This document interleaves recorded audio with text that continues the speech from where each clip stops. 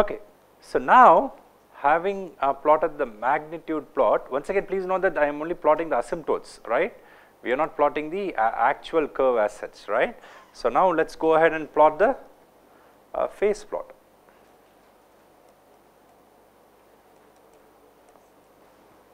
Okay.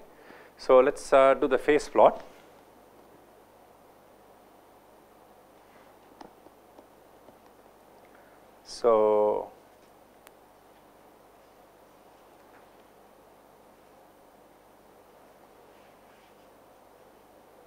So let me draw the phase plot. So the phase of g of j omega I am plotting in degrees. Okay. So let us say I start with 0 and then let us say, so this is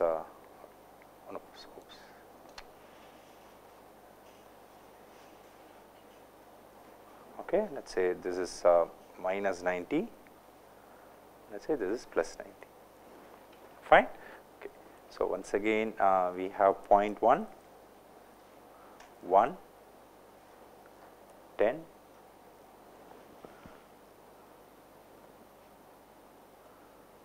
100. Okay, so as the 4 regions. Now let us just plot the phase plot. Okay, so what is going to happen?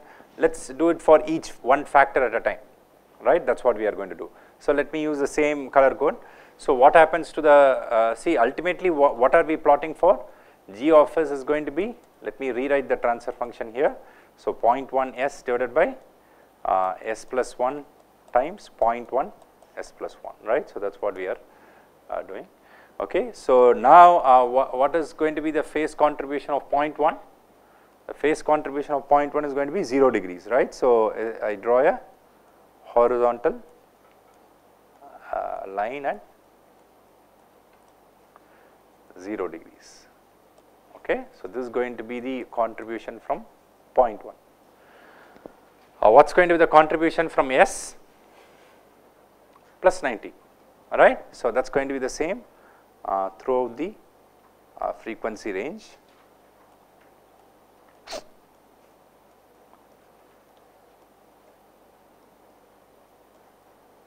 So this is the phase contribution of S. What about the phase contribution of 1 by S plus 1?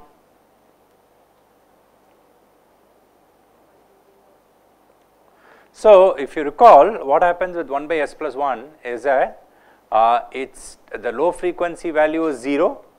It has a phase of minus 45 degrees at the corner frequencies is 1, and then it tends to 90 degrees, minus 90 degrees as omega tends to infinity, right? That is the phase plot of 1 by S plus 1, right? So that is what I am going to plot. So at the corner frequency of 1, we are going to have a what to say, phase of minus 45. So what is going to happen is the following. So 1 by S plus 1 will have a phase plot like this.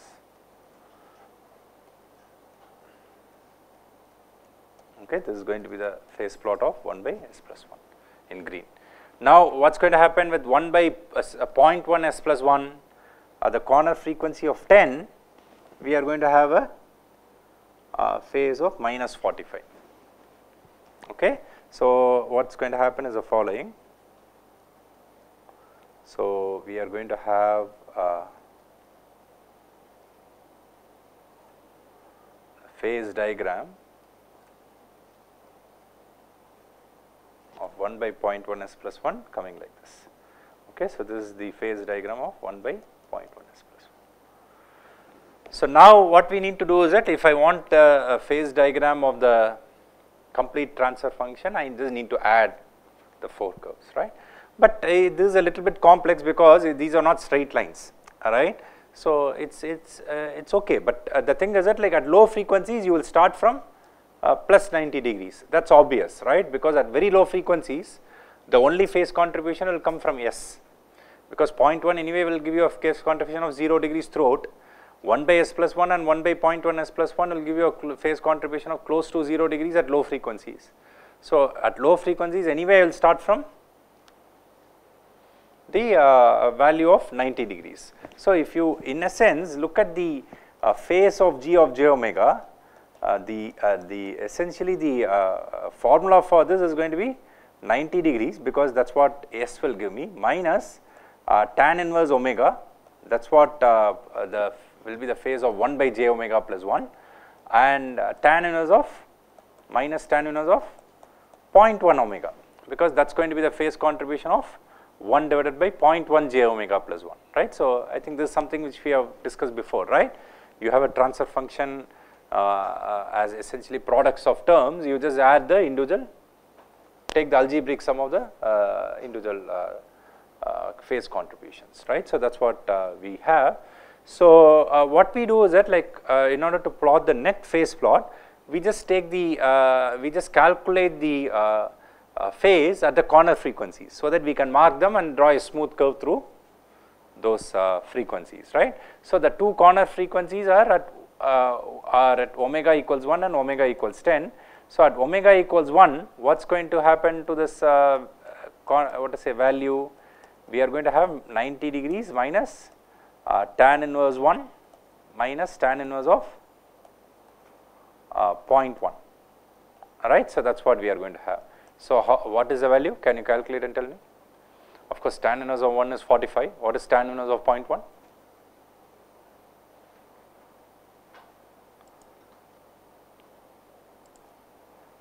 So, if I calculate tan inverse of 0.1, that is around 5.71 degrees, right. So, 5.71 plus 45, okay, that is going to be the one. So, I subtract it from 90, I get 39.29, right. So, that is what I have. So, I get 39.29 degrees, okay, as the value at omega equals 1. So, at omega equals 1, the phase is going to be approximately, let us say something like 39, oops.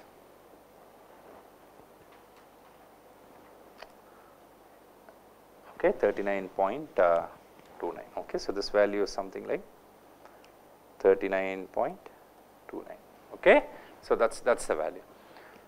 Now at omega equals 10, what do we get?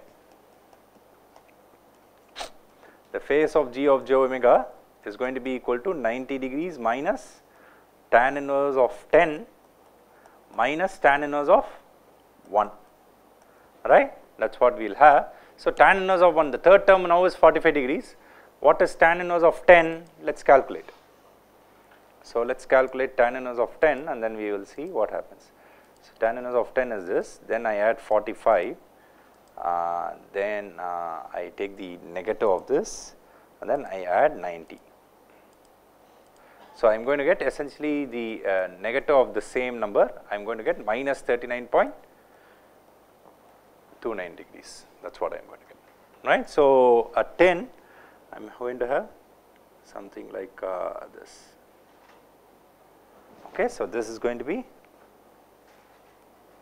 minus 39.29.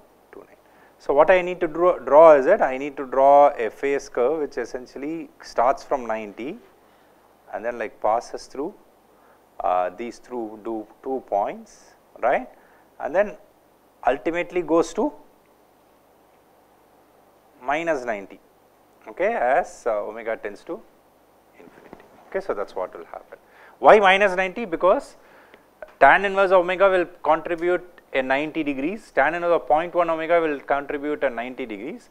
So, immediately you see that as omega tends to infinity, the phase of g of j omega will tend to minus 90 degrees, right. I hope it is clear, right. And as omega tends to 0, the phase of g of j omega, you can immediately see that it tends to 0 degrees, right. That is pretty obvious. So, that is why, sorry, not 0, 90 degrees, I am sorry about that, okay, plus 90, because the tan inverse, two tan inverse terms will contribute 0, you have already have a 90 degree term. So, we have 90 degrees. So, you see that the phase curve goes from 90 plus 90 to minus 90 in this manner, okay. So, this is the phase curve of this net transfer function. So, the red one is a phase of g of j. Okay, so that is the phase plot for this particular transfer function. And you immediately see that because this has a 0 at 0, okay, it does not have a 0 in the right of plane, it essentially follows the points that we discussed at the beginning of this class, right. What did we discuss? You give me a transfer function, right, and I plot the Bode diagram, you immediately see that the magnitude plot is going to tend to a slope of minus 20 times n minus m decibels per decade. What was n minus m in this problem? What is n? 2, m 1 in this particular problem, right, because this is the transfer function we started off with, okay, isn't it? Okay, so you see that n minus m is 1 in this case. So what did the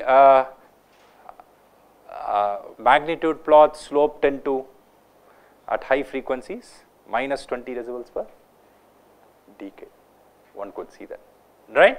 So that was the general concept that we learned, and since this is a minimum phase system, what did the phase tend to? Minus 90 degrees times n minus m. You see that it tends to minus 90 degrees, okay. So this is the procedure for calculating the Bode plot, right. So given the particular transfer function, okay. We should be also familiar with the inverse process. Let us say I give you this Bode plot, can you figure out the transfer function? Okay, that plays a very important role, okay, like as far as experimental determination of transfer function is concerned. And towards the end of the course, we will do a case study in that regard, okay. So I will give you the reason I am letting you do all the experiments is I want to see, like how much you gain out of those experiments, okay. So I want you to independently think, and then like what I will do is that I will give you actual data from one of those experiments and then ask you to get the transfer function, okay. Some techniques you may be already reading, learning in some of the experiments, okay. So but then like let us see towards the end, okay, like so how the theory and practice come together, okay. See, right now we are looking at many mathematical formulations and ideas and so on, right. So using frequency response, towards the end you will see how everything comes together, okay, for practical applications, okay. So that is something which we look at in the maybe the last 2 weeks of the course, right. So we will do a few case studies, okay. So that's something which we will keep for the end, okay. So this is the Bode plot, and it becomes very important because what happens is that like many times if you want to experimentally determine the transfer function of the system, right. Let us say what we have been doing in this course, we have been using physics to derive mathematical equations in the form of linear ODEs, then take Laplace transform, then get the transfer function, right. Suppose like we want to do the same process empirically, that is I do not want to derive equations of motion, or I am not in a position to derive equations of motion because my system which is given to me is like a black box. I do not know what components are there, so I am in a position not to apply physics to model the system. Then what I do is that I can use frequency response to my advantage, right, isn't it? I can use experiments to my advantage, right. I can give sinusoids of varying frequency, I look at the steady state output. If I also get sinusoids of the same frequency, then I know that in a frequency range of interest I can model the system as an LTA system, right. That is point number 1. And then what you do is that then you record the input sinusoid, output sinusoid, you know what is the scaling, okay, you know the input amplitude, output amplitude, you will get the magnitude at particular frequencies.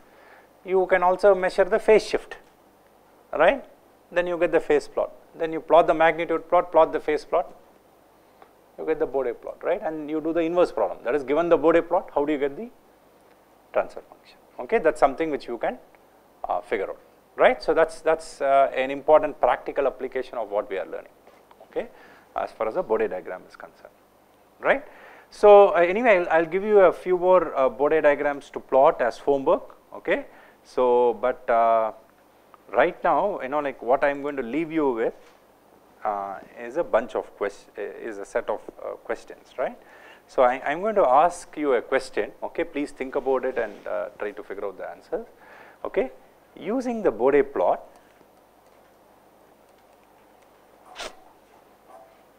okay, Bode plot,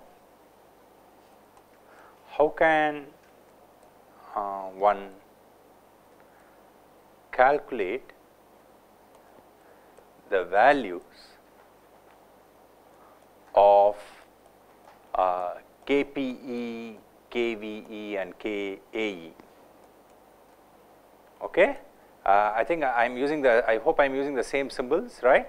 So, KPE was the static position error constant, KVE was the static velocity error constant, KE was the static acceleration error constant. You remember when we did steady state error analysis, please refer to those notes, right. I am hoping that I am using the same symbols, okay. Okay, so the question is that, like, I am going to leave you with is that, like, how do we calculate these constants, right, when we have the Bode plot. Let us say I give you the Bode plot, can you use the Bode plot to graphically figure out these constants, and what is the advantage of this? Because using the Bode plot you can tell me what is going to be the steady state error, right, when you have certain types of inputs, right. So, that is something which I want you to figure out, okay. So, I am just going to stop here, okay, like, so with this we complete our discussion of Bode plots. So, in the big picture perspective, what we are doing frequency response, right. Essentially what happens when we give sinusoidal inputs to stable LTI systems, we saw that the steady state output is also going to be a sinusoid of the same frequency, but scaled in magnitude and shifted in phase, right. So, and the term which is important is what is called as sinusoidal transfer function, right. So, which we get by substituting S equals j omega in the system transfer function, okay. Now, the question is how do we visualize that sinusoidal transfer function so that we can do frequency response analysis. One of the main tools which we will use in multiple domains, including automotive and biomedical, which are the groups of interest for our department. One of the main tools we use is what is called the Bode plot. Okay, that is why I spent quite a bit of time in explaining the Bode plots. Okay. So, next week what I am going to do is that, like, I am going to briefly discuss what is called as a Nyquist plot and the Nyquist stability criteria. I am not going to spend so much time on that, okay, but I want you to know what they are, right. And then, like, we will go to what to say, essentially controller design using frequency response methods. Okay, we did control design using time response methods. Now we are going to use frequency response methods to design controllers, and then we look at both. Okay, so that's what our action plan is. Fine. Okay.